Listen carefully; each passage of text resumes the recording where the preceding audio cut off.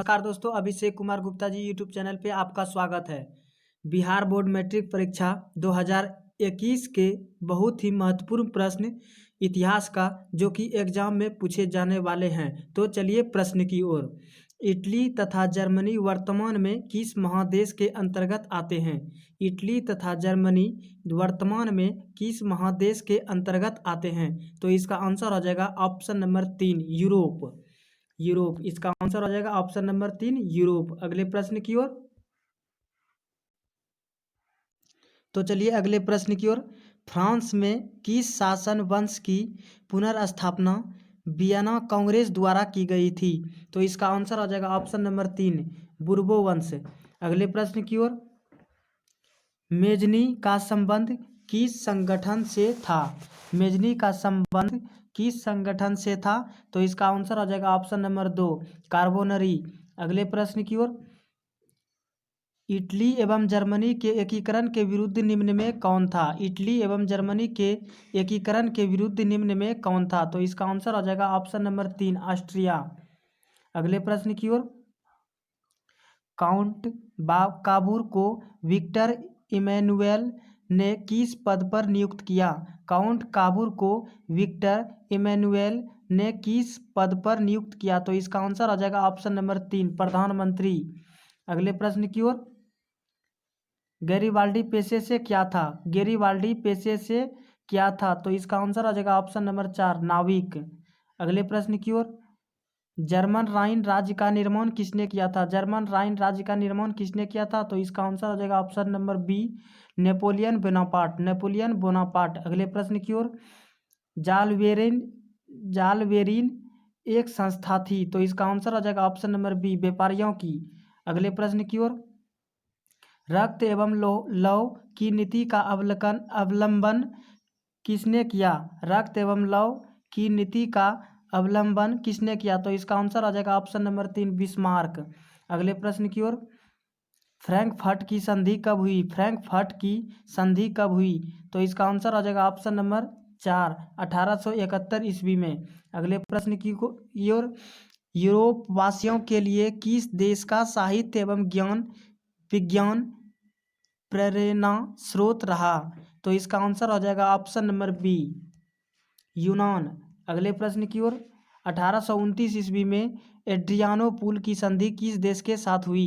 1829 ईस्वी में एड्रियानोपुल की संधि किस देश के साथ हुई? तो इसका आंसर हो जाएगा ऑप्शन नंबर बी, यूनान। अगले प्रश्न की ओर। ओटो को निम्न में से कहाँ का राजा घोषित किया गया? ओटो को निम्न में कहाँ का राजा घोषित किया गया? तो इसका आंसर हो जाएगा ऑप्शन नंबर बी, यूनान। अगले प्रश्न की ओर। यूनान को एक स्वतंत्र राष्ट्र घोषित किया गया, तो इसका आंसर हो जाएगा ऑप्शन नंबर बी, 1832 ईस्वी में।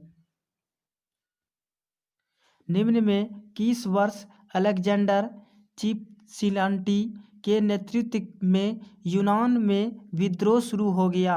निम्न में किस वर्ष अलेक्जेंडर चिपसिलान्टी के नेतृत्व में यूनान में विद्रोह शुरू हो गया? तो इसका आंसर हो जाएगा ऑप्शन नंबर बी, 1821 ईस्वी में। हितेरिया फिलाइक नामक संस्था की स्थापना हुई? तो इसका आंसर हो जाएगा ऑप्शन नंबर 3, ओडेसा से। अगले प्रश्न की ओर। निम्न में कौन जैकोबिन क्लब का सदस्य था? तो इसका आंसर हो जाएगा ऑप्शन नंबर 1, टीपू सुल्तान। अगले प्रश्न की ओर। वियना सम्मेलन की मेजबानी निम्न में से किसने किया? वियना सम्मेलन की मेजबानी निम्न में किसने किया? तो इसका आंसर हो जाएगा ऑप्शन नंबर 1, मेटरनिख। अगले प्रश्न की ओर। वियना सम्मेलन में निम्न में किसने भाग लिया? तो इसका आंसर हो जाएगा ऑप्शन नंबर 4, ब्रिटेन, रूस, प्रसा और ऑस्ट्रिया। अगले प्रश्न की ओर। चार्ल्स एल्बर्ट निम्न में कहाँ का शासक था? तो इसका आंसर हो जाएगा option number 1, Sardinia Piedmont. Sardinia Piedmont. अगले प्रश्न की ओर। किस वर्ष गैरिबाल्डी ने रोम पर आक्रमण करने की योजना बनाई? तो इसका आंसर हो जाएगा ऑप्शन नंबर 1, 1862 ईस्वी। अगले प्रश्न की ओर। काबूर की मृत्यु किस वर्ष हुई? तो इसका आंसर हो जाएगा ऑप्शन नंबर 1, 1862 ईस्वी। अगले प्रश्न की ओर।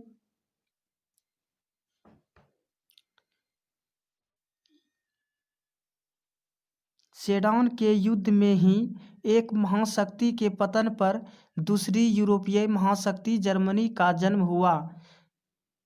सेडान के युद्ध में ही एक महाशक्ति के पतन पर दूसरी यूरोपीय महाशक्ति जर्मनी का जन्म हुआ था।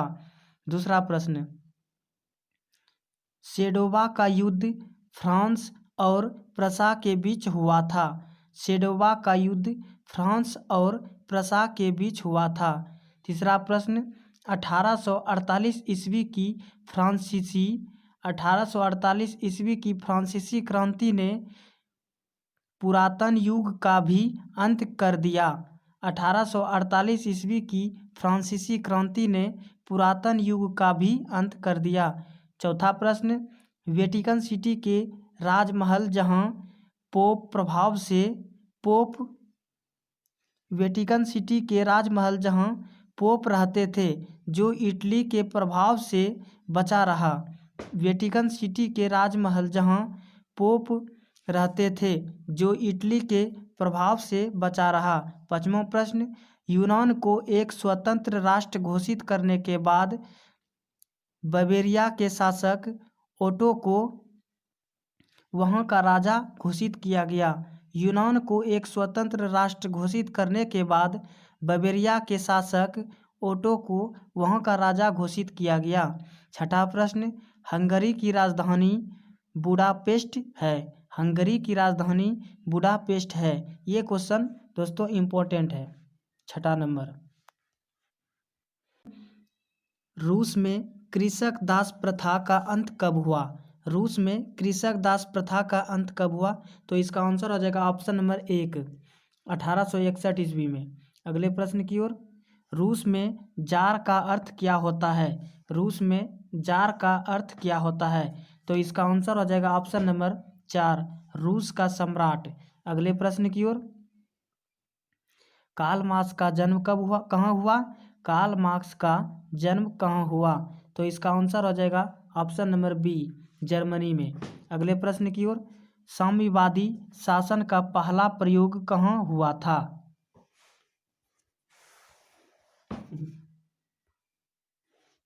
साम्यवादी शासन का पहला प्रयोग कहाँ हुआ था? तो इसका आंसर हो जाएगा ऑप्शन नंबर 1, रूस। अगले प्रश्न की ओर। यूरोपियन समाजवादी कौन नहीं था? यूरोपियन समाजवादी कौन नहीं था?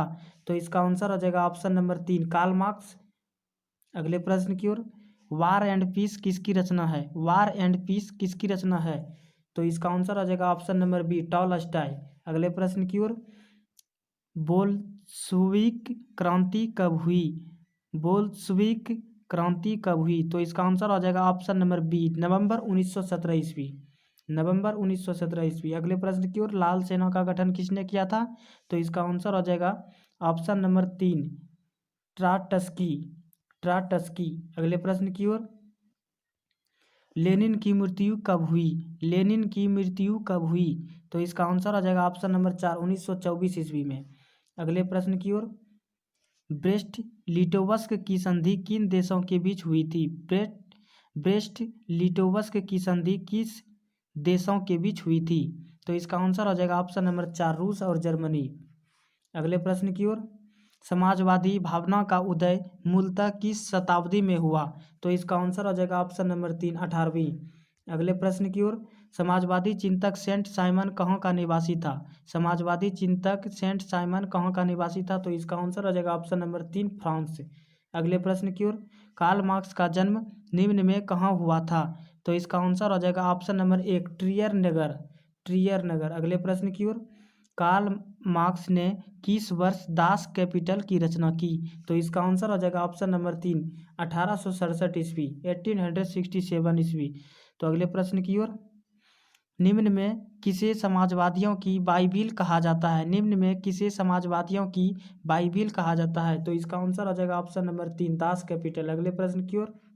प्रथम अंतर्राष्ट्रीय संघ की स्थापना कब हुई? तो इसका आंसर हो जाएगा ऑप्शन नंबर 1, 1755 ईस्वी। अगले प्रश्न की ओर।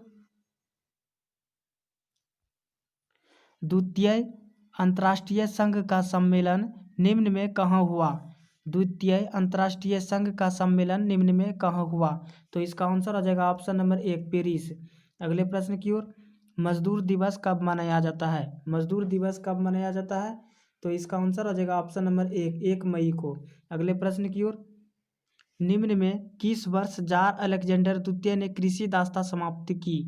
निम्न में किस वर्ष जार अलेक्जेंडर ने द्वितीय ने कृषि दासता समाप्त की? तो इसका आंसर आ जाएगा ऑप्शन नंबर 1, 1861 ईस्वी को।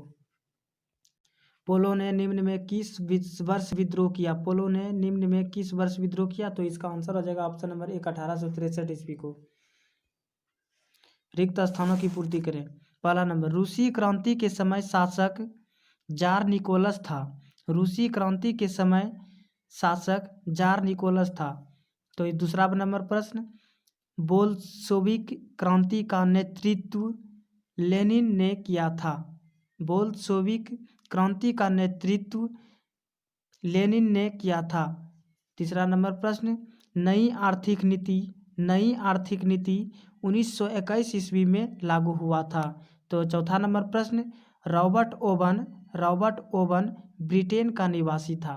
रॉबर्ट ओवन ब्रिटेन का निवासी था। पांचवा नंबर प्रश्न, वैज्ञानिक समाजवाद का जनक कार्ल मार्क्स को माना जाता है। वैज्ञानिक समाजवाद का जनक कार्ल मार्क्स को माना जाता है। तो इसका